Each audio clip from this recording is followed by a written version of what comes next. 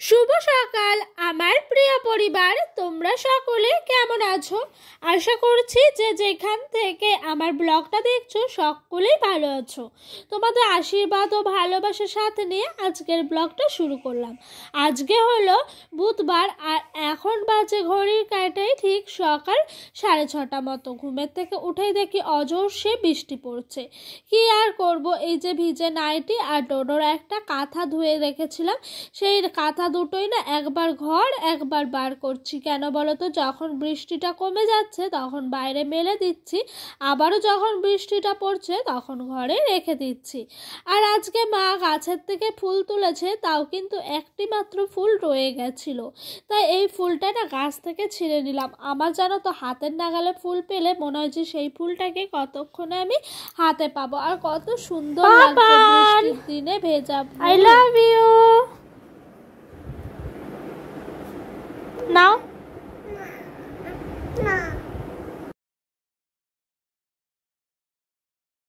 ডোডো কিন্তু না করতে করতে ফুলটা ঠিকই নিল। তারপরে ফুলের অবস্থা একদমই নাজেহাল, মনে হচ্ছিল কেন গাছ থেকে ফুলটা ছিঁড়লাম। যাই হোক, সকালকার ভাতটাও বসিয়ে দিয়েছি, এরপরে দুপুরের রান্নায় তড়িঘড়ি করে লেগে গেলাম। দুপুরে সেরকম কিছু হবে না, এই হালকা হালকা বৃষ্টি ওয়েদার বর্ষাকালের মতো লাগছে পুরো।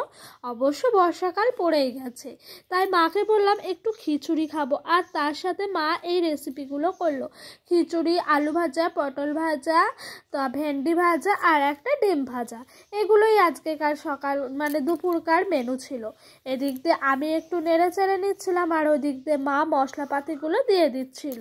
তো প্রথমেই খিচুড়ির জন্য মশলাটা কষিয়ে নিচ্ছি। জানো, অবশ্য আগে ভাতে আর চালে সিদ্ধ করে রেখেছি, আর চালের পরিমাপ ছিল তোমার ওই 500 মতো, আর ডালের পরিমাপও কিন্তু 500 মতো ছিল। দুটোই সমান সমান থাকলে না খিচুড়ির টেস্টটাও অনেকটাই ভালো হয়। অবশ্য তোমরা চাইলে ডালের পরিমাপটাও বেশি দিতে পারো। মশলা কষানো রেডি। মশলা কষানো বলতে নিরামিষভাবে আদা জিরে বাটা আর নুন হলুদ যা লাগে ওই রকমভাবে, আর কিছুটা লঙ্কা ছিল। মশলাটা কিন্তু কষিয়ে নিলাম। কষানোর পর মা ঢেলে দিল। এরপরে আমি হাঁড়িটা আবারও গ্যাসে বসিয়ে ভালো করে নেড়ে চেড়ে অনেকক্ষণ ধরে খিচুড়িটা করলাম। আর খিচুড়ির মধ্যে যদি মাঝে মধ্যে 2-1টি করে আলু দেওয়া হয় তাহলে কিন্তু খিচুড়িটা খেতে অনেকটাই বেশি ভাল লাগে। আর জানো তো, শ্বশুরবাড়ি থেকে না আসার সময় বেশ কিছুটা টাকা এনেছিলাম। নিম্নবিত্ত পরিবারের বউদের হাত খরচা যেটুকু হয় সেটুকুই নিয়ে এসেছিলাম। তার মধ্যে ভেবেছিলাম নিজের প্রয়োজনীয় টুকিটাকি জিনিসগুলো কিনবো, যেহেতু শ্বশুরবাড়ি থেকে সেরকমভাবে বেরোনো হয় না, আর ডোডোর বাবাও কিন্তু সেরকমভাবে সময় পেয়ে ওঠে না। সেই কারণে জানো তো, ওইখানে প্রয়োজনীয় জিনিসগুলো যদি ভাবি কিনবো, হাতে টাকা থাকলেও কিন্তু সময় বা ওর পাপার সময় হয় না, সেই জন্যই যাওয়া হয় না। তো যাই হোক, ওরকমভাবে এখানে আসা প্রয়োজনীয় কিছু জিনিস সমস্ত নেব গুছিয়ে গাছিয়ে। তো জানো তো, একটা টাকা খরচা করতে গেলেও না এখন না 10 বার ভাবি। এখন মানে এমন সময়ে এসে পৌঁছেছি, সংসার করতে করতে এতটাই সংসারী হয়ে গেছি কি বলবো। বিয়ের আগে যখন মা হাতে 10 টাকা দিত তখন না ভাবতাম এই 10 টাকাটা কিভাবে স্কুলে শেষ করে আসব, কিন্তু এখন যখন বর সেই টাকাটা দেয় আমার প্রয়োজনীয় জিনিস কিনবো, তবুও যেন একটা টাকা খরচা করতে গেলে মনে হয় যে আমার এই অভাবের সংসারটায় যদি একটা টাকাও থেকে যেত তাহলে সংসারটা একটু হলেও সঞ্চয় করা হতো। এরকমভাবে প্রতিনিয়ত নিজেকে আঁটিসুটিভাবে গুটিয়ে রেখে দিই জানো। কিন্তু না, যেটুকু প্রয়োজন সেটুকু তো কিনতেই হবে, তাই না বলো? না হলে তো আর হবে না।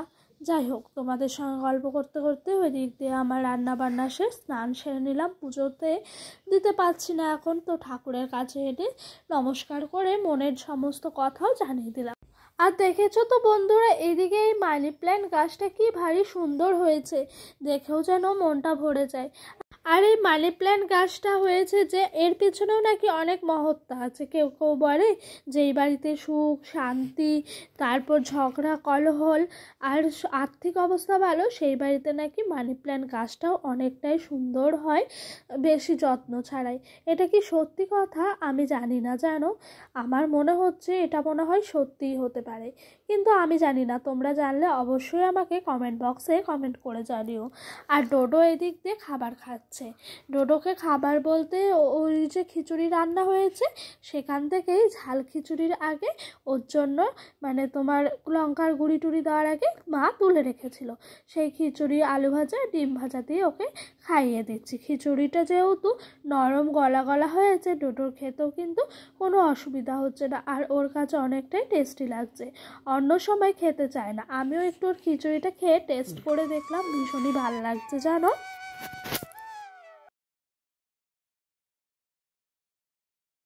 আর জানো তো বন্ধুরা, এখন না এই সময় এসে একটা কি ইচ্ছা হচ্ছে, মনে হচ্ছে কোনো একটা কাজ থাকলে অন্তত আমার প্রয়োজনীয় জিনিসগুলো, আমার নিজের চাওয়া পাওয়াগুলো আমি মেটাতে পারতাম, আমার স্বামীর মুখ চেয়ে হয়তো বসে থাকতে হতো না।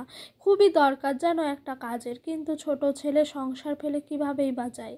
যাই হোক, ওইদিকে রান্না বলতে ওই যে খারাপ যা যা মা রান্না করেছিল খেয়ে নিলাম। পাশের বাড়িতে একটু বিকেলবেলা এসছি, ভাল লাগছে না জানো, সারাদিন বাড়িতে বসে রয়েছি, সেরকমভাবে কাজকর্মও নাই। আর বিয়ের আগে আমার পয়সা ইনকামের রাস্তা এটা, আর টিউশন পড়ানো ছিল, আর এই রাস্তাটা আজও ভুলতে পারছি না। তাই কাকিমার কাছে এসে একটু গল্প করতে করতে এই ঠোঙাগুলো ভাঁজ করে দিচ্ছি। কাকিমা ঠোঙা বানাচ্ছিল বসে বসে, ওই পাশের ঠোঙাগুলোও কিন্তু আমি ভাঁজ করেছি। আর আমার ঠোঙার হাত ভীষণ স্পিড জানো, যারা জানে তারা বলে। অবশ্য গল্প করছি আর অনেক দিন হয়ে গেল তো সেই জন্য হাতটা অত রানিং নাই, কিন্তু আমি ভীষণ ভালোবাসি এই সমস্ত কাজগুলো। বিয়ের আগে যখন পুজো আসতো মা এত বকা দিত পড়তে বসার জন্য, তখন ঠোঙাই করতাম, মাকে বলতাম মা আমার প্রয়োজনীয় জিনিসগুলো তোমাকে দিতে হবে না, আমি আমারটাই নিজে মিটিয়ে নেব। আর সেই সমস্ত রাস্তাগুলো যখন এখন বন্ধ হয়ে গেছে কি খারাপ লাগে জানো, মনে হয় যে নিজের প্রয়োজনীয় চাওয়া পাওয়াগুলো যদি একটু মেটাতে পারতাম অবশ্যই ভালো লাগতো। যাই হোক, বিকেল গড়িয়ে এখন সন্ধে, মানে সন্ধ্যা প্রদীপ মা জেলে দিল, আর ওই দিক দিয়ে ডোটোকে নিয়ে বসে আছে, আমি এই দিক দিয়ে এক আটি লতি মা সকালবেলা মানে কালকে সকালে এনে রেখেছিল। আর এই লতি ছাড়াতে ভীষণ টাইম লাগে, সকালবেলার দিকটাই পারি না জানো, ডোটোকে নিয়ে একা একা বাড়ির সংসারের সমস্ত কাজ করব না এই লতি ছাড়াবো, তাই আজকে একটু সময় করে লতিটা ছাড়াতে আসলাম। আর আমার এইসব কাজগুলো যদি সময় মানে বাড়তি থাকে ছাড়াতে ভীষণ ভালো লাগে।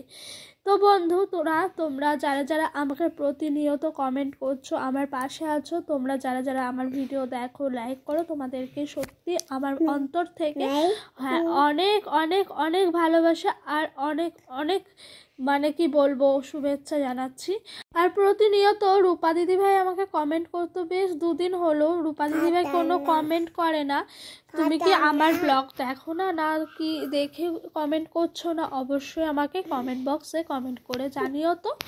যাই হোক, গল্প করতে করতে এদিক দিয়ে আমার দেখো কত সুন্দর করে লতিগুলো সমস্তটাই ছাড়ানো হয়ে গেছে।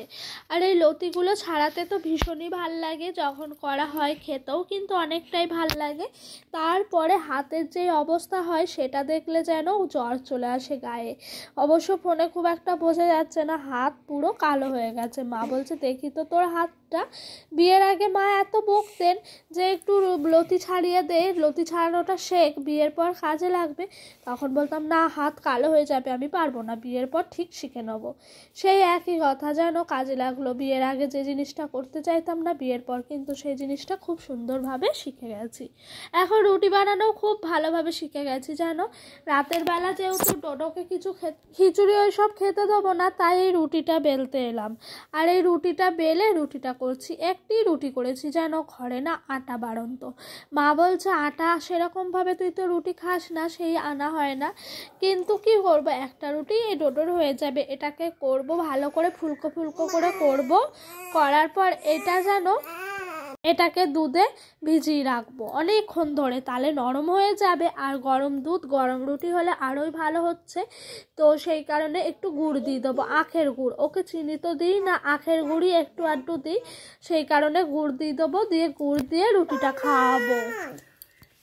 খাইয়ে নেবো। আর ডোডো কিন্তু আমার পাশ দিয়ে ঘোরাফেরা করছে, ও বলছে রুটি খাবো, এরকমটাই করছে জানো সব সময়।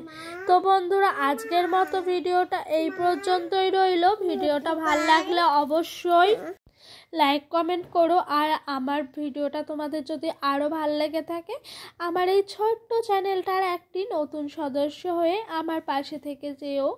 তো বন্ধুরা, আজকের মতো এখানেই সমাপ্ত করলাম। দেখা হবে কোনো একটা নেক্সট ব্লগে আবারও নতুনভাবে। বাই, সবাই সুস্থ থেকো, ভালো থেকো।